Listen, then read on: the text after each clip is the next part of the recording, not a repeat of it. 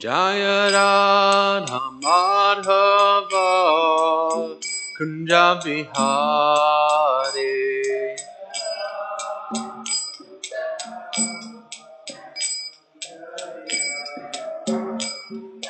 Gopi Jana Vallabha Girivara Dhari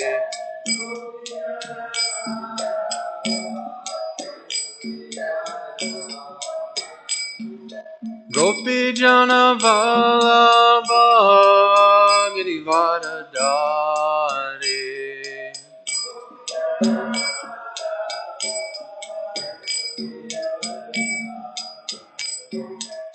Yashoda Nandana Braja Jana Ranjana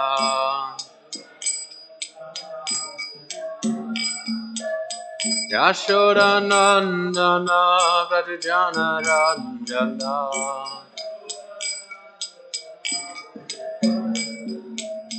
Yamuna Tira Vanachari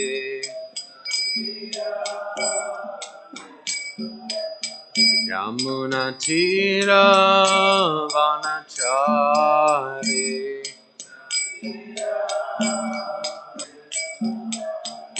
Jaya Radha Madhava Kunja Vihari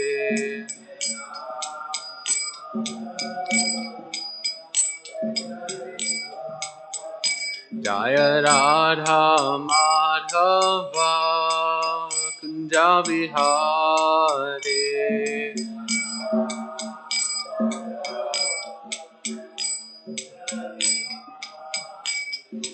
Gopi Jana Vallabha Girivara Dhari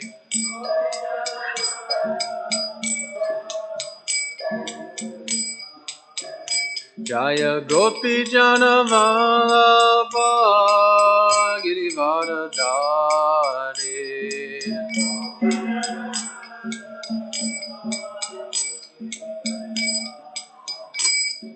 Yashoda Nandana Braja Jana Ranjana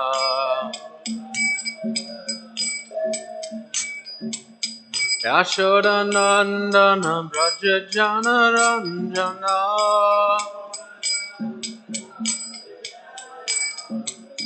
Yamuna Tira Vanachari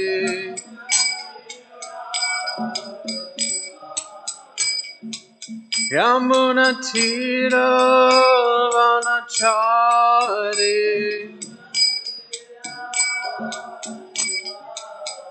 Jaya Radha Madhava Kunja Vihari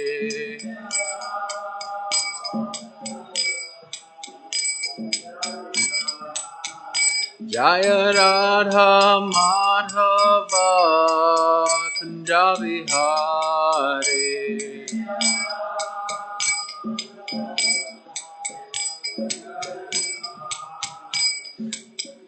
Hare Krishna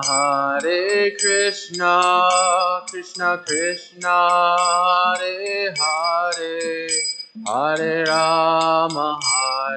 Rama Rama Rama Hare Hare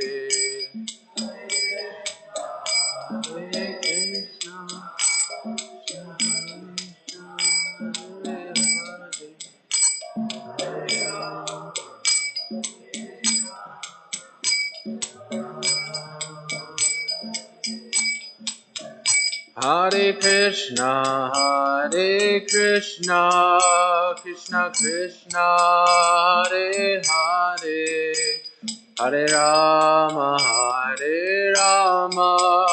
Rama Rama Hare Hare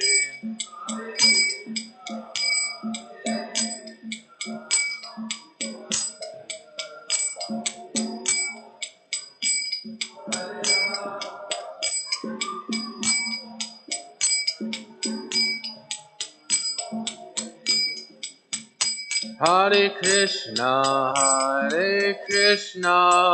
Krishna Krishna, Hare Hare, Hare Rama, Rama Rama, Hare Hare.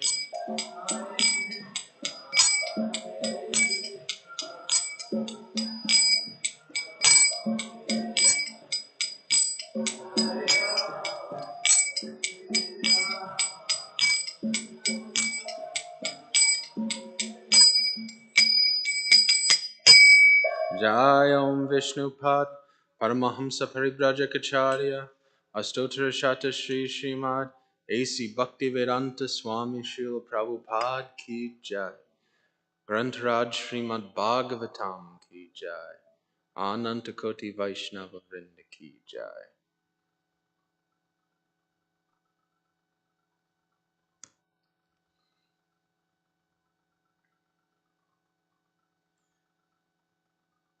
Om Namo Bhagavate Vasudevaya. Om Namo Bhagavate Vasudevaya. Om Namo Bhagavate Vasudevaya. Narayanam Namaskritya Naram Chaiva Narottamam Devim Sarasatim Vyasam Tato Jayamudirayet Nasta Prayeshu Abhadreshu Nityam Bhagavata Sevaya Bhagavati Uttamasloke Bhaktir Bhavati Naishtaki Om Jnana Timirandasya Gyananjana Shalakaya Chakshur Unmilitam Yena Tasmai Shri Gurave Namaha.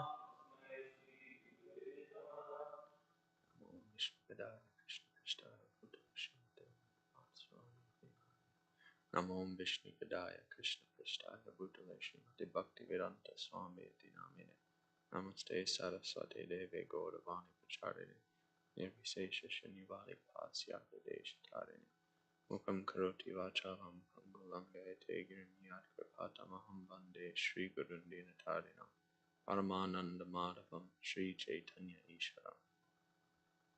Good morning. Welcome to Srimad Bhagavatam class.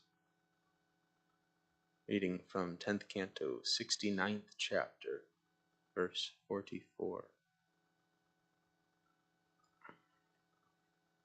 Evam Manusya Paravin Anuvartamano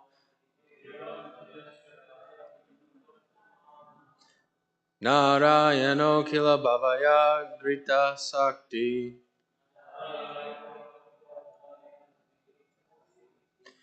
Remenaga Sodasha Sahasravargananam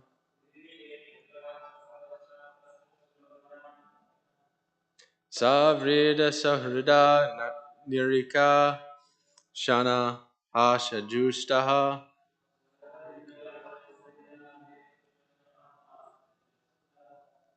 Evam Manushi Paravim Anuvartamano Narayano Kila Bhavaya Grita Shakti Remenega Shodasha Sahasravargamanam Savrida Sahurida Niriksharaha Justaha.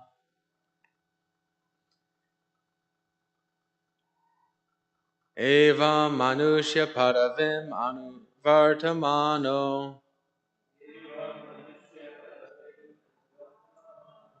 Narayano Kila Bhavaya Grita Shakti Remenega Sodasha Sahasravargananam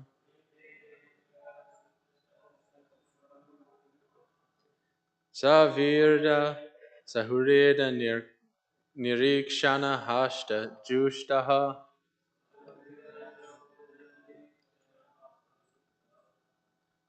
Please chant.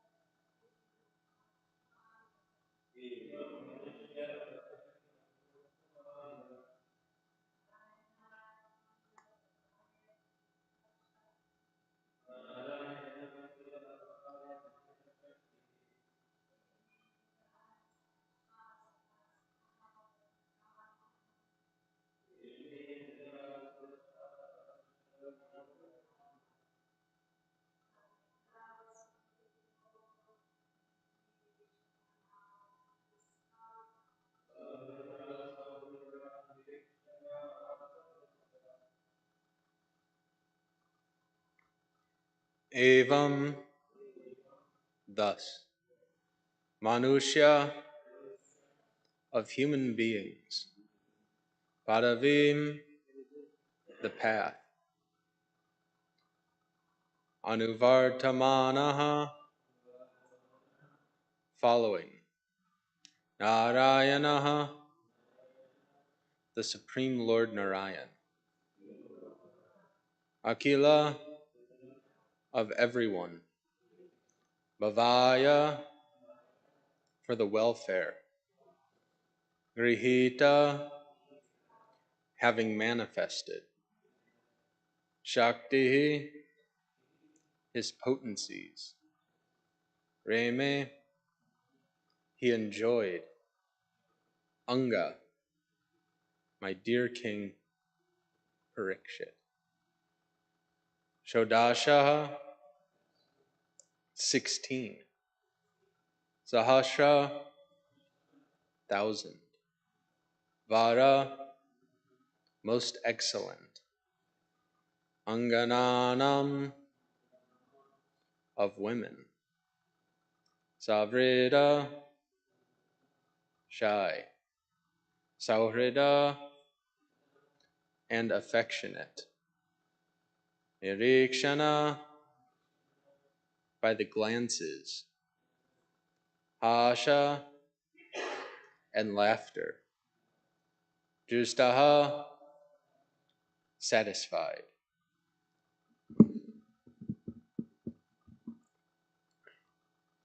Translation by the disciples of His Divine Grace, Srila Prabhupada. In this way, Lord Narayan imitated the ways of ordinary humans, manifesting his divine potency for the benefit of all being. Thus he enjoyed, dear king, in the company of his 16,000 exalted consorts, who served the Lord with their shy, affectionate glances and laughter.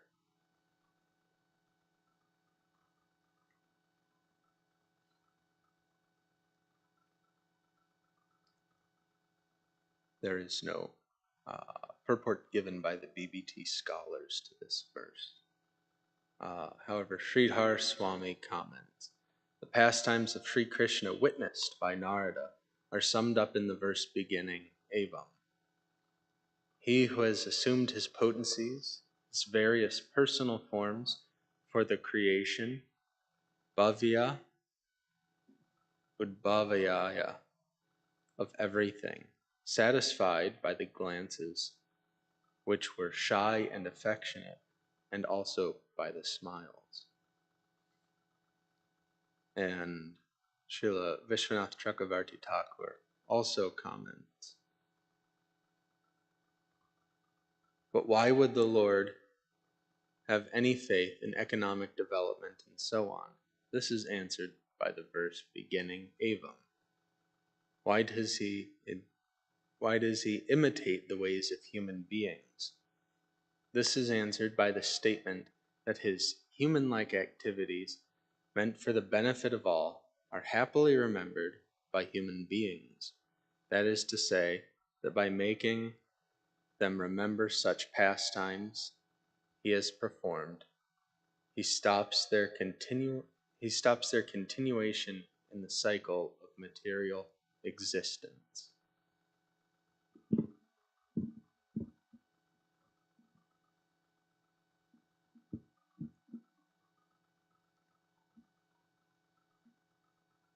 So I found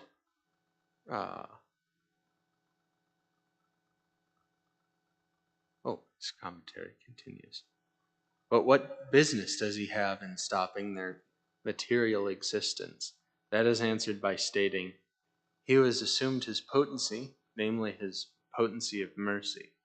And furthermore, this is not the only purpose of human activities in which he is perpetually engaged. He performs these activities together with his beloved human consorts, who comprise his internal energy and are superior even to Lakshmi, and so on. Or else he performs these activities, which are for the sake of the unalloyed devotees of himself in his human form, the original form, whom even the Lord of Vaikuntha expand. His perpetual enjoyment is stated by the word reme. So I found this statement from Vishwanath Chakravarti Thakur to be interesting, that he points out in his commentary that Krishna's pastimes are for the benefit of humans, and they're meant to be happily remembered by humans. And that by remembering his pastimes, he stops their continuation in the cycle of material existence. And that is to say, that's the bhakti process itself, to remember Krishna. Krishna says twice in the Gita, Manmana bhava mad bhakto madhyaji mam namaskaru mam evaishyasi yuktaivam atmanam mad parayana, in the 34th verse of the 9th chapter. He says, being completely absorbed in me, surely you will come to me. And then in 1865, he says, Pratijnane priyosi me. He takes things even further in the 18th chapter, saying, thus you will come to me without fail. I promise you this, because you are my very dear friend. So this is what we're meant to be doing, meant to be fixing our mind on Krishna. And because Krishna is non-different from his pastimes, he's non-different from his form, from his name, these are the things that we mean when we say we fix our mind on Krishna. But the question then comes, how are we supposed to do that in an age with degraded memory as a symptom. How do we do it? When we're in contact with material nature, which is constantly distracting us, alluring us with the promise of enjoyment separate from Krishna. How do we do it when we're in a contaminated state from that contact?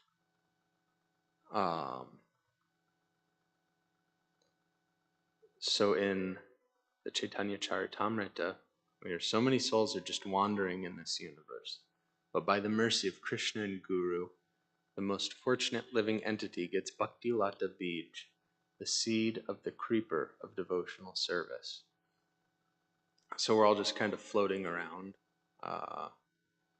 trying to extract a little bit of pleasure from the material nature, which is impossible because the material nature is bereft of pleasure. But we're trying.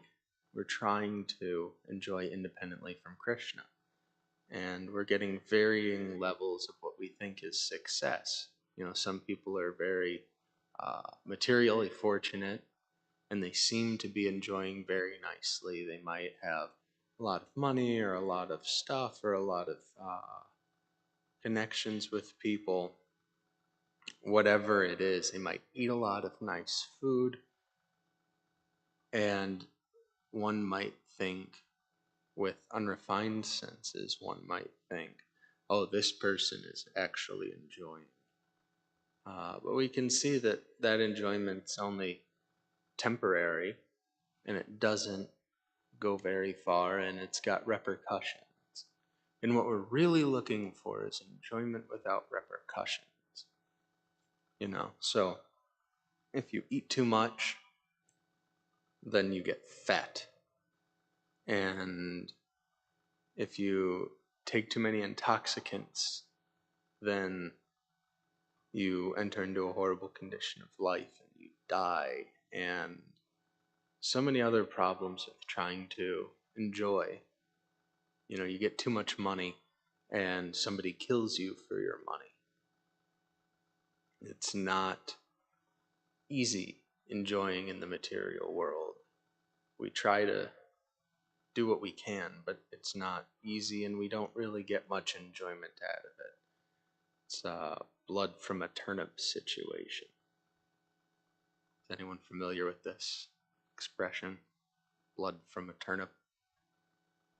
So you have turnip, try to get blood from one. They don't contain blood. Or another one's blood from a stone. Stone does not contain blood, so you're not going to get blood from it. Such as enjoying in the material nature. There's no real enjoyment here. We might think we're enjoying for a little bit of time, but actually the enjoyment that we think we're experiencing is more like an absence of pain or an absence of displeasure.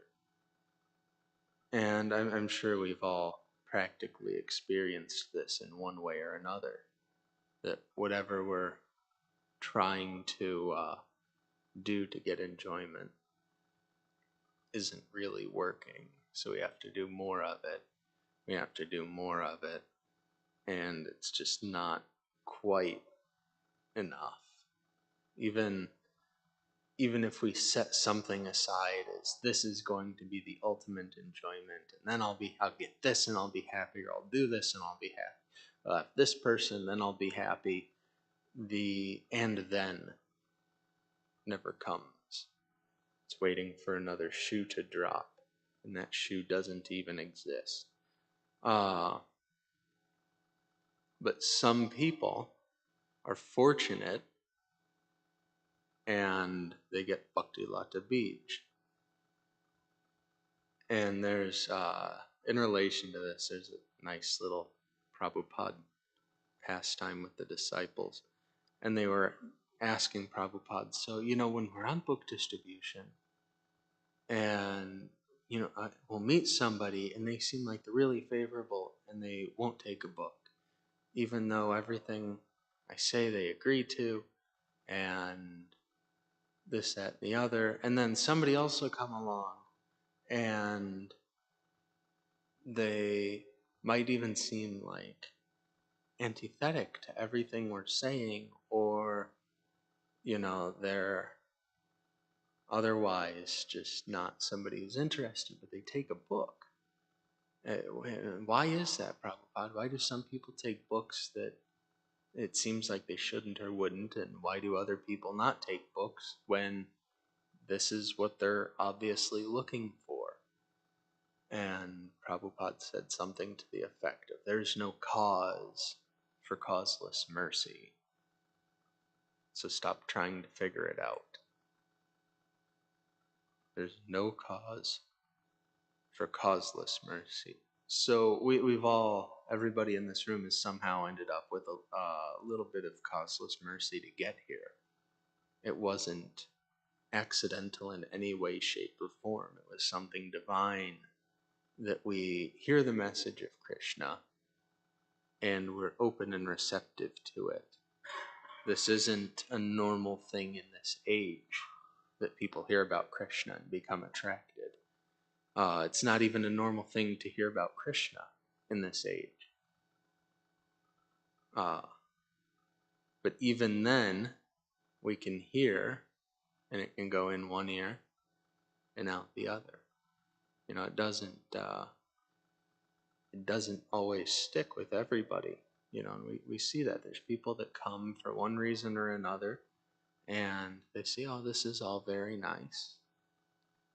And then they leave it at that. Like, oh, well, if it's very nice, why don't you, come back tomorrow and, you can come hang out. And, well, we're about to take prasad, so you can come with it. No, that's okay. It's okay. This is all nice, but no thanks. I have other things to do.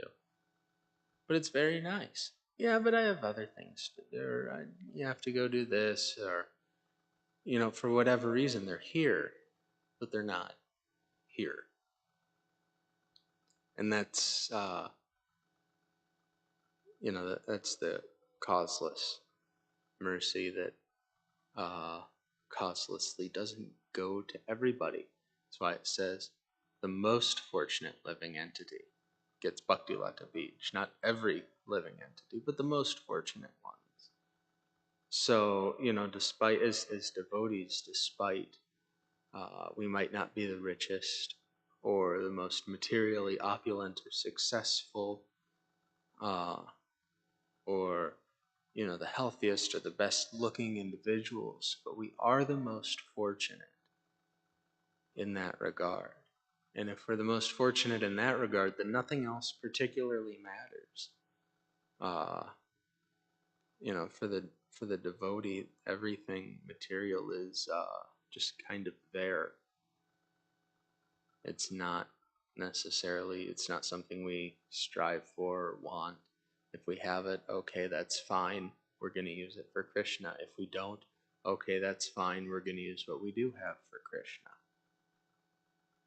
And that's completely contrary to the materialists who want to be the richest and the most beautiful and the most talented and the most, whatever, the fattest or the skinniest or the fastest or the slowest. They want to be the most something. And devotees just want to serve Krishna, who is the most everything. He's the possessor of all opulence. So it's that lack of misidentification that separates the people in general from devotees. But we're talking about bhakti, right? So what does bhakti actually look like?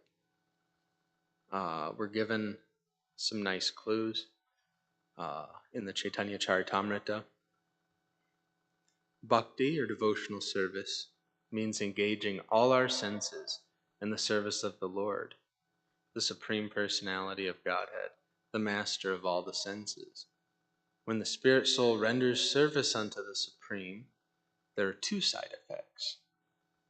One is freed from all material designations, and one's senses are purified simply by being employed in the service of the Lord. So, externally, as a brahmachari, I might seem unemployed.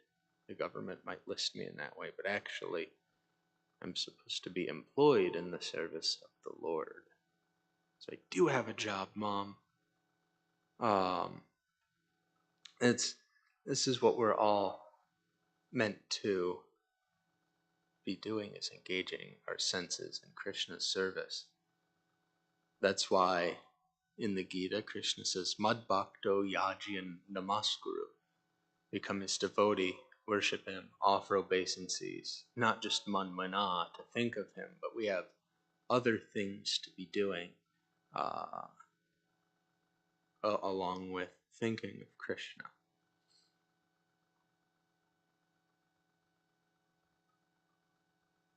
And it continues to say in the Chaitanya Charitamrita, dormant devotional service to Krishna is within everyone.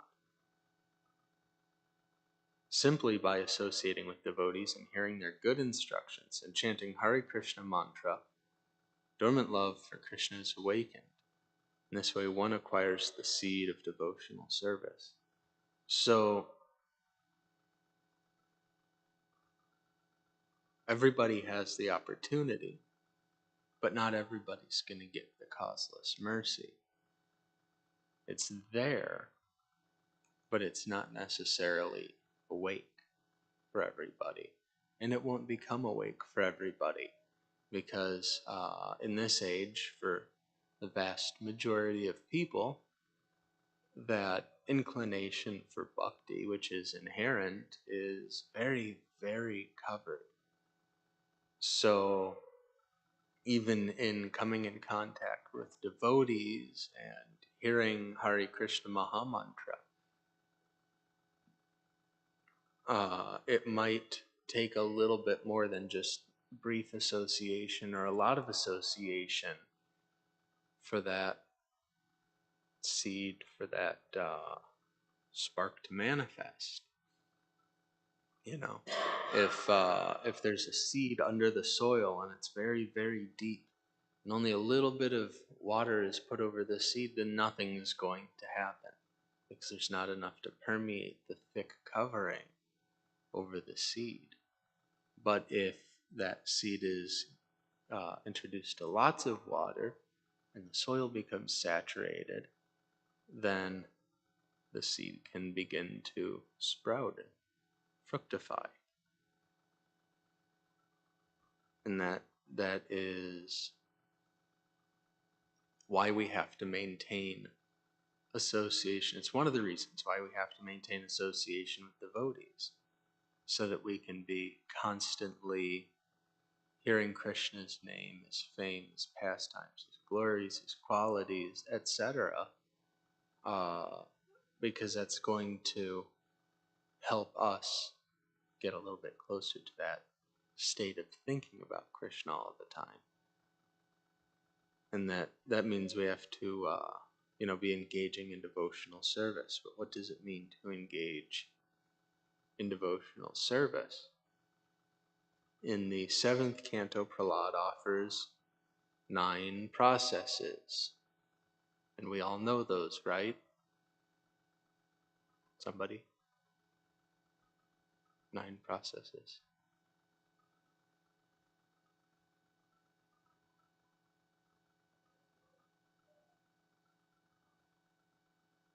Yes. English?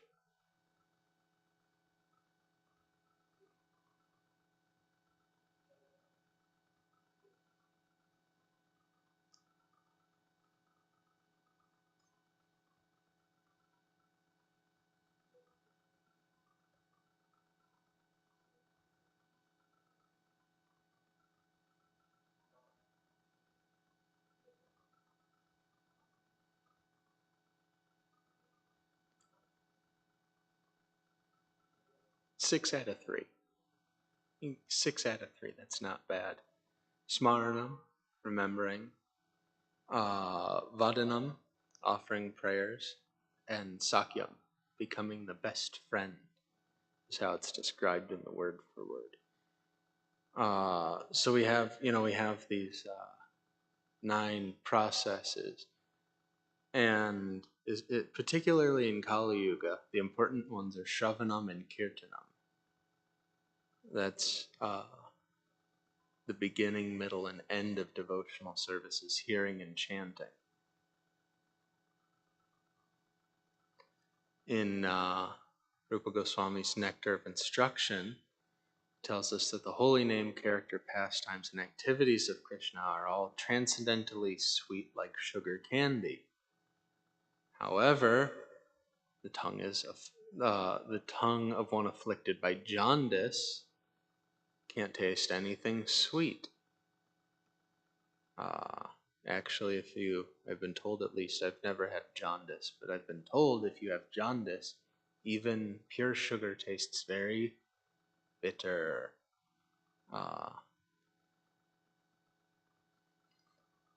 So we might be hearing about Krishna, but if we're afflicted with, as it's said in the Nectar of Instruction, the jaundice of avidya, the jaundice of ignorance, then it's not very sweet.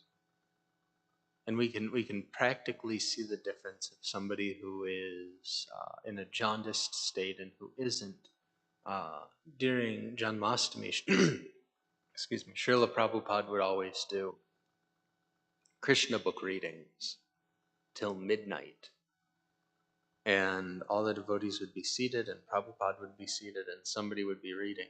And Prabhupada is, sitting erect and very attentive and relishing very nicely.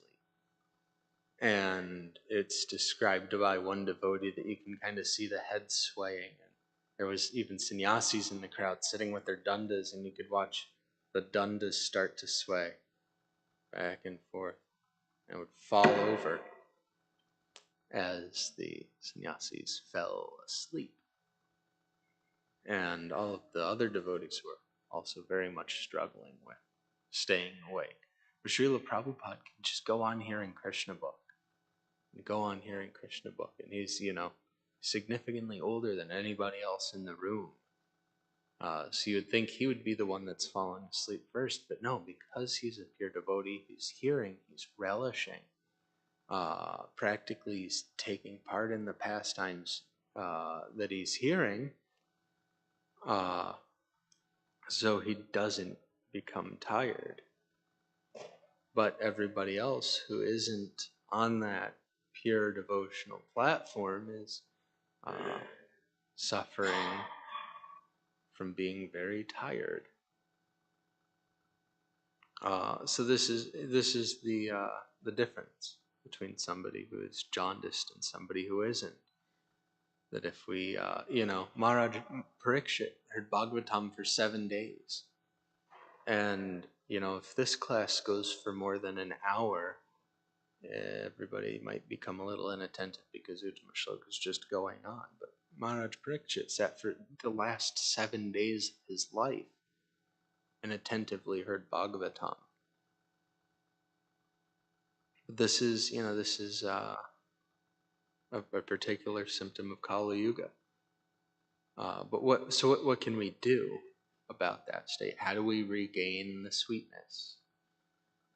Nectar of Instruction continues on to tell us simply by carefully chanting these sweet names every day, a natural relish awakens within his tongue, and his disease is gradually destroyed at the root. So that's why Srila Prabhupada gives us the prescription of 16 rounds minimum, not 16 rounds period, but 16 rounds minimum. And that's not to say that we should try to artificially inflate that number either. There's plenty of stories of Prabhupada telling his devotees you cannot chant more than 16 rounds. Not that they're being instructed not to, but that they're incapable of chanting more than 16 rounds, because it would be an artificial inflation. There's one particular story from Mayapur. Devotee had gone to Mayapur and then decided, I want to build a little hut in one of the rice fields and sit and chant 64 rounds all day. And when Prabhupada went to Mayapur, one of the devotees commented what that personality was doing, and Prabhupada said, he will fall down.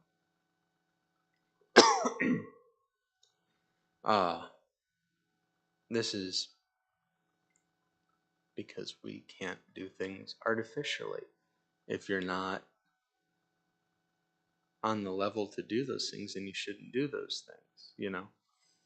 If you don't know how a car works and what traffic laws are, then you probably shouldn't climb behind the wheel with keys. Start trying to manipulate the thing, because it's not going to end very well.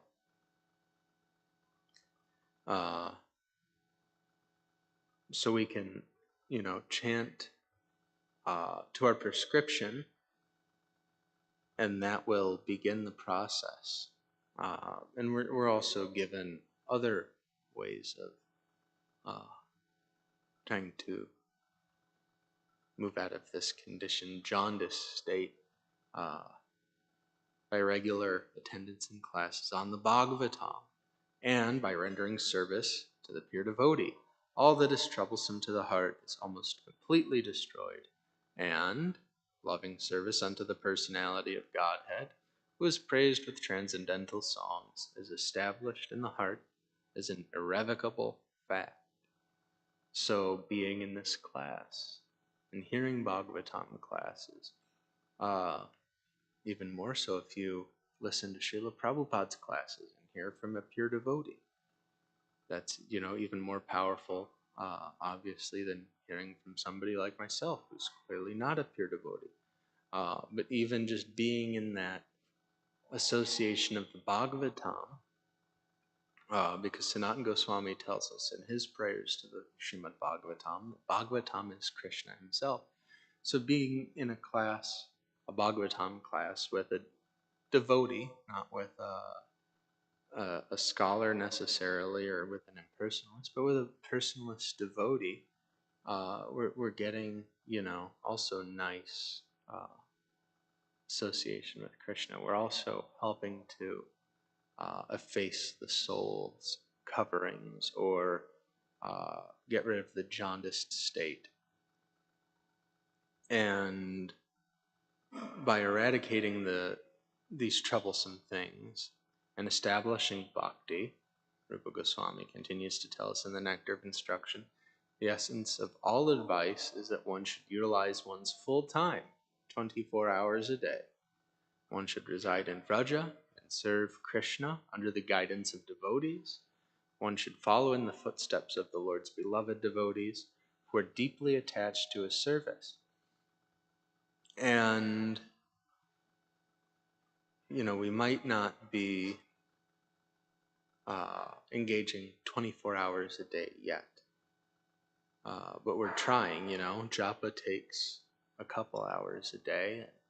We should all be engaging in some regular service in the temple. Not, I feel like doing this today, but this is what my service is.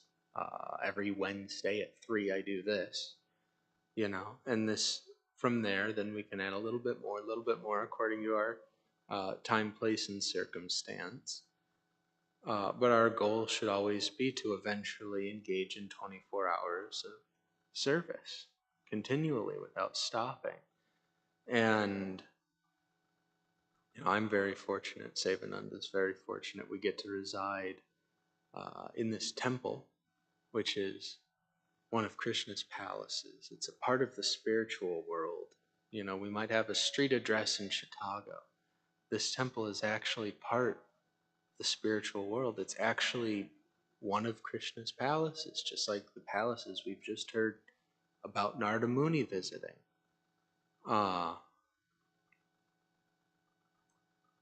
So we're also following in the footsteps of Krishna's devotees. If we're hearing from Prabhupada and hearing from Prabhupada's disciples about following the instructions of Srila Prabhupada, then we're following in the footsteps of devotees.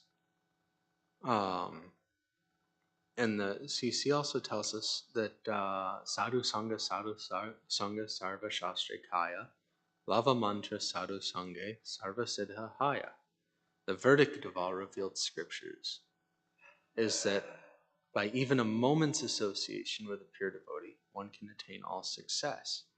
Prabhupada's only comment in the purport is that a lava is at 1/11th of a second which is a very, very small amount of time. I mean, a second is uh, fast in and of itself, and a lava is 1/11th of that.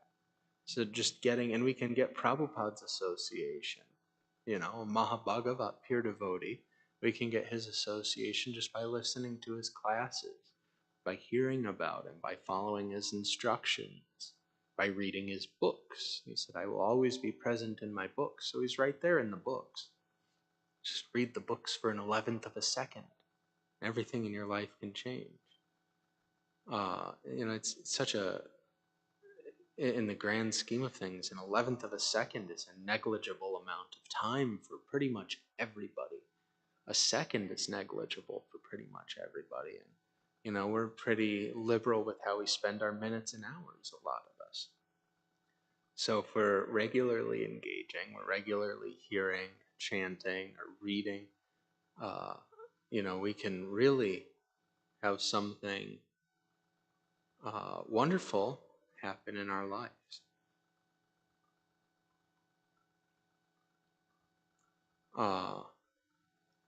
And it's by that association that we can go beyond. We can go beyond chanting 16 rounds. We can go beyond doing a couple hours of service to a couple more hours of service. Eventually trying to progress to 24 hours of service instead to constantly chanting Hare Krishna. That's really the essence of everything. Is we should be constantly chanting Hare Krishna. Prabhupada tells us as much. He said that cowherd boys are always thinking Krishna, Krishna, Krishna, Krishna, Krishna, Krishna, Krishna, Krishna, Krishna. They don't think anything other than Krishna. And in our present state, we might be thinking a lot of things other than Krishna. That's okay. That's why we're here. It's because we're here. But we're also here. We're in the temple, We're in the spiritual world. And we are amongst eternal residents of the spiritual world. Srila Prabhupada is here. Tulsi Maharani is here. And, so many other personalities come here, even if we don't notice them. They come in a form more subtle than we can see. But we have to, if we take that association, we're going to get some benefit from it. If we don't want to take birth again, this is what we do.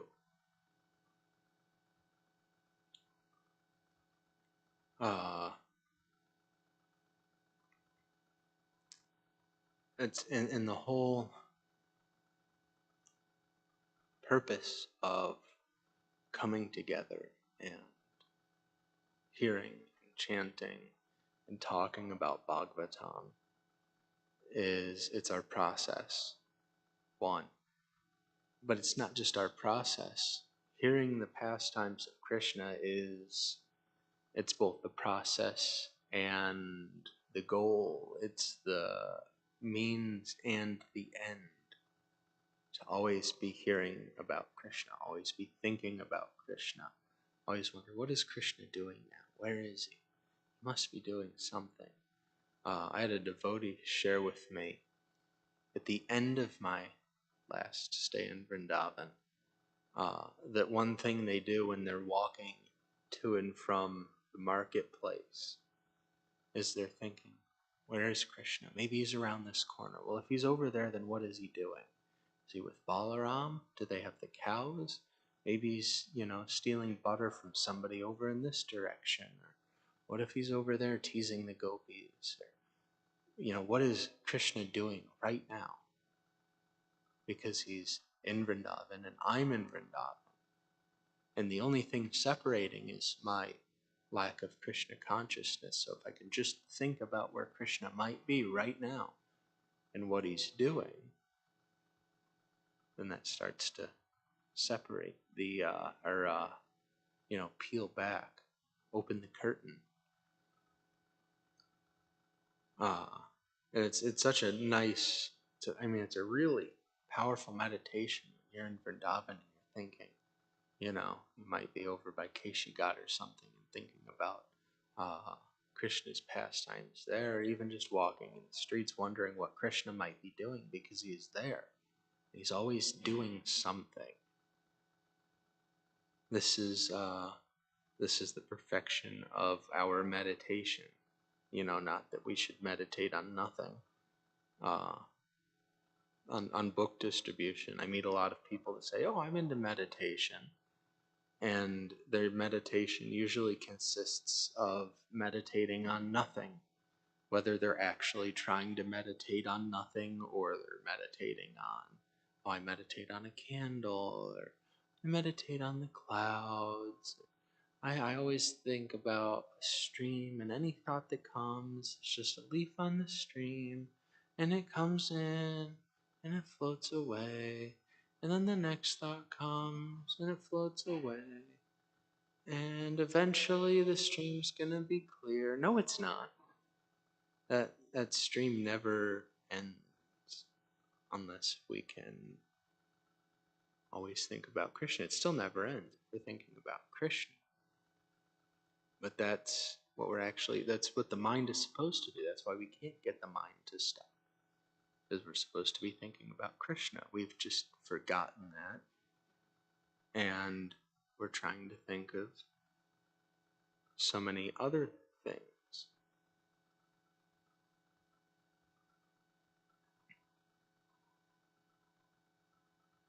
So even Shankaracharya, big impersonalist, the big impersonalist, says Bhaja Govindam, Bhaja Govindam, Govindam Bhaje Mudamate. I think that's what it is. Worship Govinda, worship Govinda, worship Govinda, you fool. This is what we're supposed to be doing. Thinking about Krishna. Always thinking about Krishna. We have so much facility here. Prabhupada has given us so much. He's given us so many books. Practically speaking, you show somebody a Bhagavatam set who hasn't read it, who's not familiar with it, who's not a devotee, and their eyes get really big. Wow, you can read that? Yeah. You mean you've read that whole thing? Yeah, I've read the whole thing. Wow. It's so inconceivable that we've read just the Bhagavatam to a materialistic person. Then you show them CC. Oh, you read that too? Wow. Even like people who like books get pretty amazed that we're reading, such long books. And then you show them all the other books and their eyes just keep getting bigger and bigger. Wow, you guys read a lot. Yeah. This is our great fortune that we get to read so much. And we get to come to the temple. We get to come to somewhere that's a part of the spiritual world. Radha and Krishna are here. Gaura and Nitai are here. Jagannath, Baladev, and Subhadra are here. Srila Prabhupada is here. Their eternal associates are all here. We might not be noticing it, but we're also here. We're so fortunate. How many people live in Chicago? And how many of those millions, and Chicago's still, top 10 for biggest cities in the country. And it's one of the bigger cities in the world even. Not huge in comparison to a lot of places in Asia, but still, a sizable city in any perspective. And how many of those people actually come here? Even in the heyday of Chicago's book distribution, how many people were coming here? In comparison to how many people live in Chicago, not very many, and that's just Chicago itself.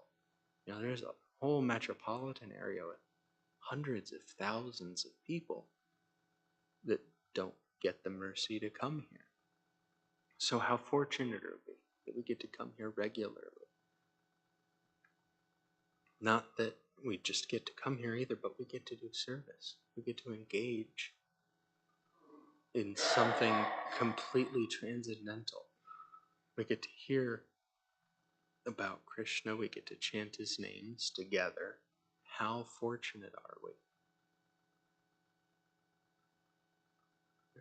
It's the most fortunate thing. We might, materially speaking, we might not be the most successful or the most rich, most opulent. We might not be the most anything, but we are the most fortunate spiritually to get to be here.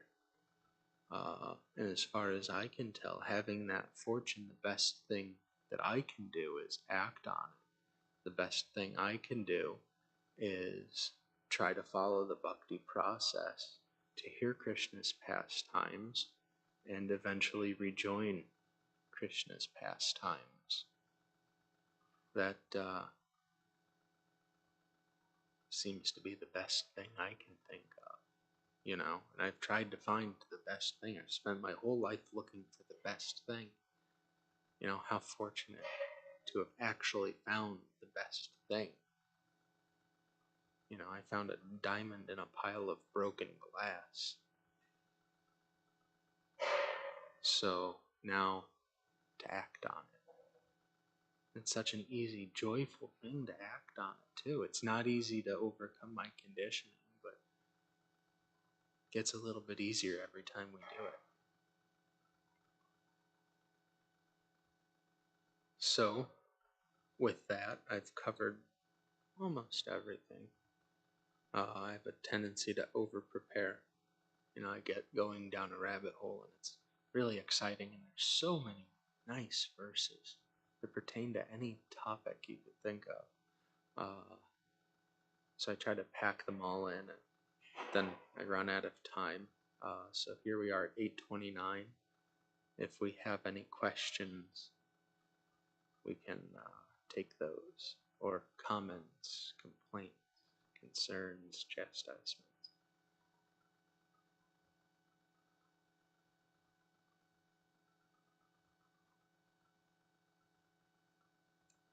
If not,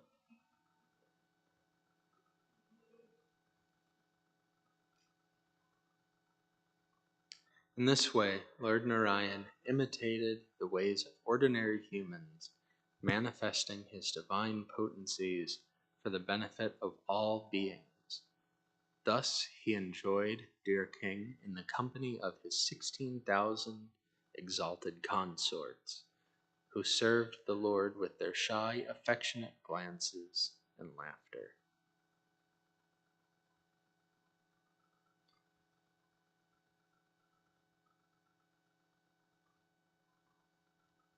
Okay. Grantaraj Srimad Bhagavatam ki jai. Samaveda Bhakta Vrinda ki jai. Srila Prabhupada ki jai.